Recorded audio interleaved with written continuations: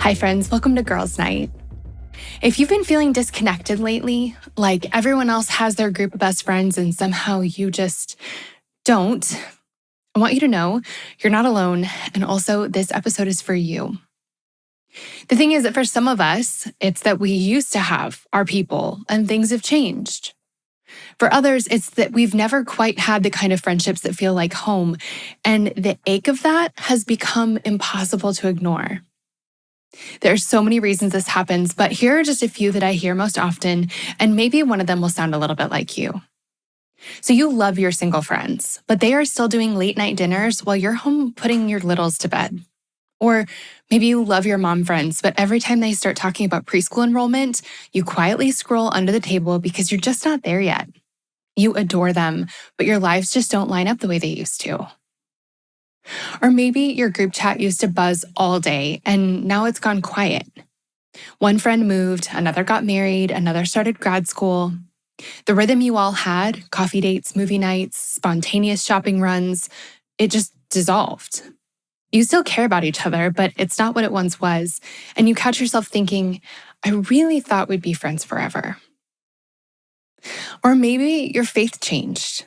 Maybe their faith changed. Maybe your politics or your priorities shifted, and suddenly the people who used to feel like home now feel a little bit like strangers. You're standing in a place that once felt safe, but now it feels like you don't quite belong there anymore.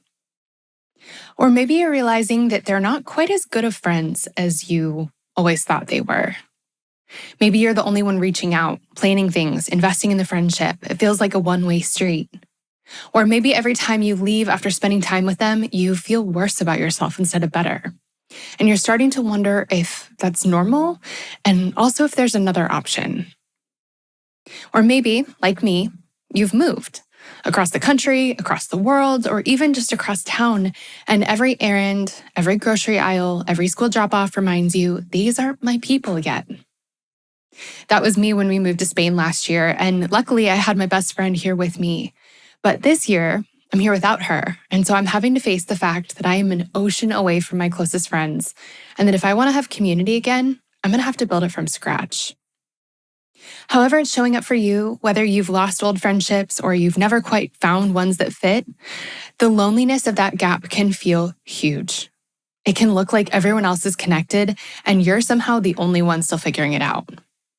And when you get to that point, when you look around and realize how lonely you feel, it can be really tempting to think, what's wrong with me? Because admitting you don't have the kind of friendships you want can feel like standing in the middle school cafeteria again. You have your tray in hand, you're scanning the room, you're looking for an open seat. It is so vulnerable. It feels like everyone else has a place to belong except for you. But here's the truth. This isn't middle school, and you're not the odd one out. This happens to all of us. I feel like that's maybe worth saying again. This isn't middle school, and you're not the odd one out. This happens to all of us. We all come to these moments where connection breaks down, not because we're unworthy of love or bad of friendship, but because life changes. We move. We get married or divorced. We have kids or we don't. We change jobs, move churches, switch cities, go back to school. We grow, and our friendships just don't always grow in the same direction or at the same pace. Sometimes the women who once fit every part of our story now only fit a small piece of it. Sometimes the group that used to feel like home starts to feel like a tight pair of jeans you can't quite zip anymore. It's not a moral failing. It's not proof that you're too much or not enough. It's just part of being human. We outgrow things. We outgrow seasons, and sometimes tenderly, painfully, we outgrow relationships too. And that doesn't mean you're broken. It means you're a person. And if you're someone who hasn't really found your people yet, if you've spent years being a good friend, but never really found people who will be such a good friend to you, it doesn't mean it's never going to happen. It just means it hasn't happened yet. So if you've been feeling this ache, the who are my people ache, please hear me. You are not the only one feeling this way. Every single one of us hits this point at different times in our lives. The only difference is that most people just don't have the courage to admit it. So let's talk about this. What do we do when we find ourselves here? Well, usually we try to fix it quietly. We tell ourselves it's just a weird season. We keep showing up to the same friend groups, the same group chats, the same circles, even when something inside us whispers, this doesn't fit anymore. Or we convince ourselves we don't really need anyone, that we're too busy for friendship anyway. Or on the days when the loneliness hits especially hard, we scroll, either consciously or subconsciously. We're looking for connection. Now, I get it. I've done every single one of those things too, but none of these things actually solve the problem. Here's why. So first, let's talk about why we stay in rooms that no longer fit. We stay because it's familiar, because it's easier than starting over, because at least we know the rules of this room, even if it's a room where we don't really feel seen anymore. But friendship is like an anchor, and that can be a beautiful thing when it's holding you steady in safe water, but it can also keep you from sailing somewhere new. The people we spend time with shape us. We become who we surround ourselves with. And if you're trying to grow, live differently, or heal, or evolve, or dream again, it's really hard to do that in a circle that needs you to stay the same. That doesn't make anyone the villain. It just means that you might have grown beyond that particular table. So the second thing we do is we convince ourselves that friendships don't really matter that much anyway. We tell ourselves, I'm just in a busy season right now, or I'll focus on this when things calm down, or I'm fine, I don't need a lot of people. But deep down, we do. Because friendship isn't optional, it's essential. It's not a luxury for when everything else is done. It's part of how we survive everything else.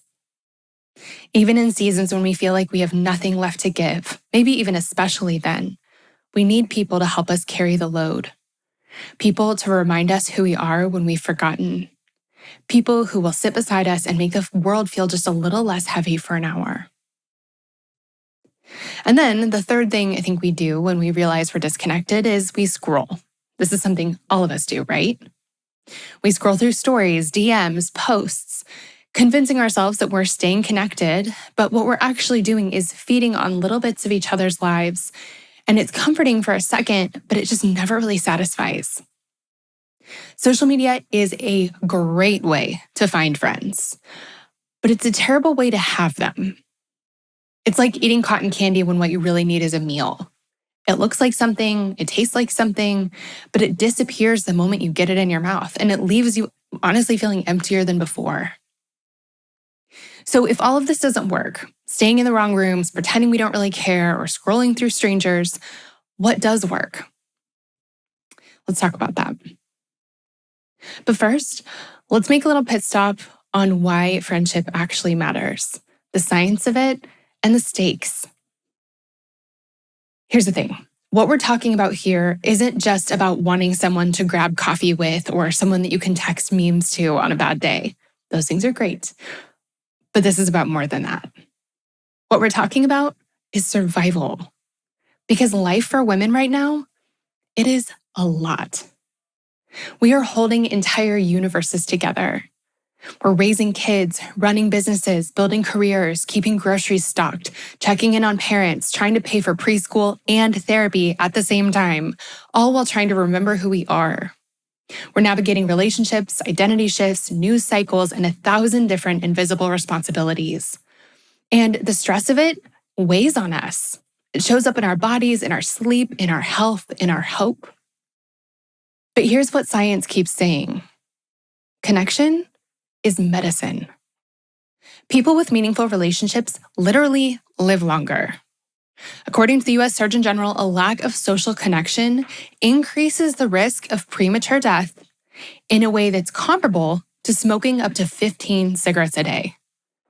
Lack of social connection, 15 cigarettes a day, they impact your health and the chances of you dying prematurely equally. In one psychological experiment, participants standing at the bottom of a steep hill were asked to estimate its incline. And when they stood alone, the person rating the steepness of the hill rated it steeper. But then when they had a friend sitting next to them, they rated the hill as looking easier to climb. Even our physiology responds to closeness. Studies showed that supportive touch, like holding hands, can reduce cortisol, slow your heart rate, and lower your blood pressure in stressful moments. We are wired to steady each other. And yet so many of us are doing life alone. I don't know what kinds of conversations you're having with your friends right now. I mean, I do. I can guess. But some of the ones that my friends and I are having right now are things like, what kind of future do we want for our families? And what do we need to do today to make that possible? We're asking questions like, how do we keep our kids safe? How do we thrive? How do we help them thrive? Where should we live? How should we live? And how do we stay hopeful in a world that can feel so heavy? Honestly, we're trying to plan for stability, or I guess create some stability in a really unstable world, and it is too heavy to hold alone. So that's what's at stake when we stay divided or isolated or disconnected. We lose one of the strongest safety nets available to us, each other. So if friendship is really that important, if connection is part of how we survive, how do we start again? Especially when we're tired, busy, or honestly, just really scared to put ourselves out there. Well, here's my recipe. It takes some bravery, but it's simple and it works every time. So here's number one. First, remember that you're normal. Everybody needs new friends at different points in their lives. This isn't proof that something's gone wrong. It just means you're a person. This happens to every single one of us. People move, kids grow, jobs shift, hearts evolve. Needing new friends doesn't mean you failed at keeping the old ones. It just means you're a person. Number two is that it's never too late to make a best friend. There are 8 billion people on this planet. I can promise you that you are not the last one left without a group chat. Because remember, friendships are shifting for everybody else as well. There's a story that I think of every time I think of this, that it's never too late to make a new best friend and how friendships are shifting for everybody. When I first moved to Nashville, I got connected to one of my best friends, Hannah Seymour. We'll link to her in the show notes. She has an amazing podcast and a great new book coming out. Hannah is a person who is deeply connected in Nashville. Her family lives there. Her in-laws live there. She went to school in Nashville for a season. It's where her faith community is, where her career is. Like, she is rooted. And so honestly, I would have thought that Hannah would have had no room in her life for a new person showing up on the scene like me. She may have wanted to be friends, but like, when you're booked, you're booked. But it just so happened that I showed up on the scene at the same moment that a few of her closest friends moved away. And so she had some space. Even someone as rooted and incredible as Hannah was in a season where she needed to make some new friends. And so I got to swoop in and take advantage. And I'm so grateful because we have almost 13 years of friendship under our belt. So don't discount people. I promise you, you are not the only one looking for connection. Somewhere out there is another woman thinking, I wish I had someone to talk to like her. You might be the exact answer to someone else's quiet prayer for friendship. So don't write the story like it's over. It's not. It is never too late to make a new best friend. So then 3, here's my biggest action step. If you need community, create it for other people. Last year was one of the best friendship years of my entire life. We moved to Spain with my best friend Kelsey and her family. And for the first time in like 15 or 17 years, something like that, we got to be right down the street from each other. We got to hang out after school drop-off, have impromptu best friend date nights, and we got to travel together, like a lot. But at the end of the year, Kelsey's family went back to the US and mine didn't, which left me across an ocean from all of my closest people. And as we've started our second year here in Spain, I've had to come face to face with the reality that if I want close community here, I'm going to have to build it. And so I made a plan. I decided that I would create the space that I wanted to find. Maybe it would be like a Sunday afternoon playground date. And I would say, I'm going to be there either way, but if you want to come, please do. Or tapas every Friday night at 8 p.m. Bring a friend, invite whoever, just come. Because the truth is, the fastest way to find community is to build it for other people.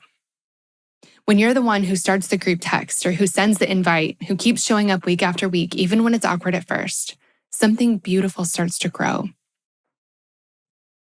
And you'll look back one day and realize that's when it happened.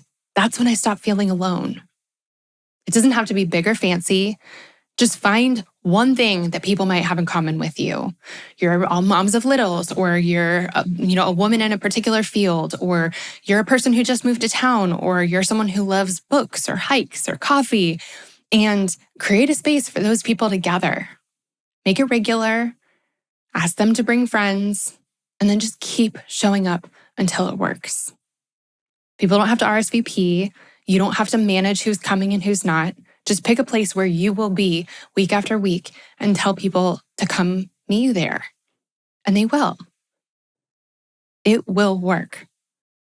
And that gathering you started, it really will become the origin story of the moment you found your people. And yes, while this is simple, it's not easy. Like even for me, I can feel my heart pounding in my ears just thinking about sending those texts. But really, it works and it's worth it.